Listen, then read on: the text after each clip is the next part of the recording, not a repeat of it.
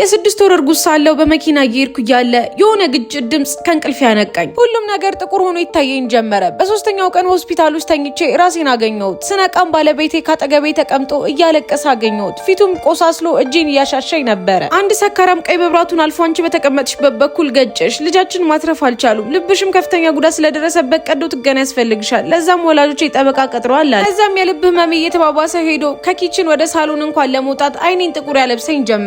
አንድ ቀን ጧት ፊት ለፊቴ ሆኖ ይሄ ነገር እየተባባሰብሽ ነው እየሄደ ያለው አለኝ። እኔ ደግሞ ለእንደዚህ ነገር ዝግጁ አይደለሁም ብሎ እቃውን ሰብስቦ ወጣ።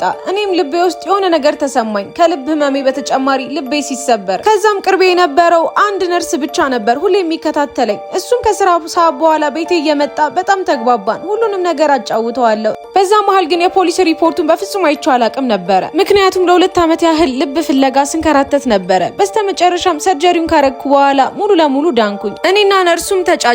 የሆነ ቀን ጠዋት ላይ በሬ ተንኳኳ።